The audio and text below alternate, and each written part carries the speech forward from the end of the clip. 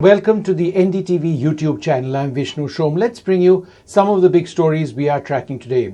Remember, this is very much the run-up to the big elections in the national capital that takes place on the 8th of this month. This coming Saturday is when polling takes place. It's a fascinating election as always, but for once you can actually see the BJP having very, very serious competition, this time from the Aam Aadmi Party. If anything, a lot of people would say that the BJP are underdogs. Of course, in the last several state elections, we've seen the BJP lose state after state, and over here it's going to be a real fight for them against what a lot of people believe is a strong Aam Aadmi Party. That said, the situation on the ground is one where we've seen over the last several days a fair amount of communal polarization taking place, with several senior BJP leaders being accused of raising tones and themes against the protesters at Shaheen Bagh or outside Jamia Millia Islamia University, which actually are towards which could be interpreted as being polarizing between communities. We've seen the Election Commission take action as well in certain instances.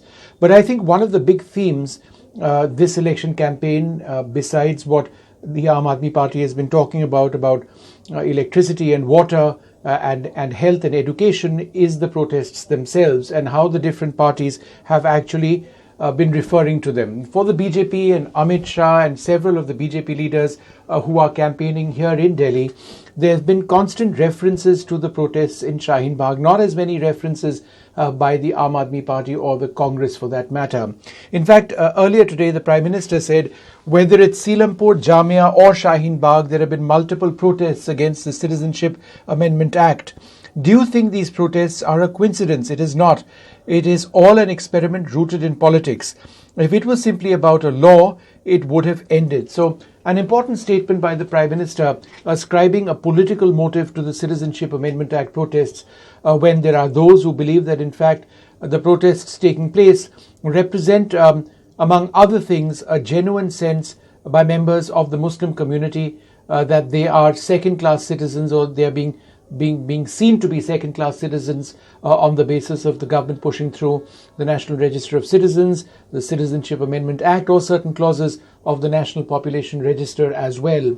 But those protests continue very strongly in Delhi, and it remains to be seen to what extent they play these protests and play a serious factor in the minds of voters in the national capital. So that's going to be one big issue that is going to possibly have be a factor in the elections coming up on the 8th of this month, this coming Saturday. The other one, as you can see on NDTV.com, Rohit Sharma ruled out of the one-day international and test series in New Zealand with a calf injury. Now that's bad news for Team India. Rohit Sharma, some would say at this stage, based on form, certainly among the top two one-day batsmen in the world, somebody who India relies on very, very heavily, not just in one-day cricket, but increasingly in Test cricket and T20 cricket as well. In fact, in this T20 series, which India won 5-0 against New Zealand, in the match that he got injured, the last one, which India eventually won,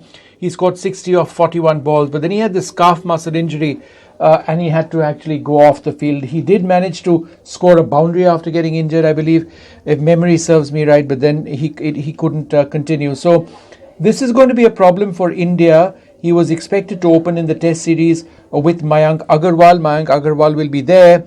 So what happens now? Who's going to actually replace Rohit Sharma? So Shubman Gill scored a double hundred in the ongoing the A series tests against New Zealand. Very fine player, waiting in the wings. Will he be blooded as a test opener for India? That needs to be seen. So that's certainly one name that's doing the rounds at this juncture. So as you can see, a fairly difficult choice which India is going to have to take at this stage. But I think more than anything else, it's not just about picking somebody to replace Rohit Sharma. It's also about ensuring that that the right person is selected. It's difficult at this stage. India overseas and in New Zealand, we haven't got a great test record against New Zealand in those conditions, but I think the momentum is very much on India's side from the T20 series going into the one-day series and then the test matches, and Rohit Sharma a key part of that mix. With him being out with this fairly serious injury, it remains to be seen how India will eventually do. So 2 stories which caught my focus in terms of some of the big stories that we are looking on NDTV and NDTV 24/7.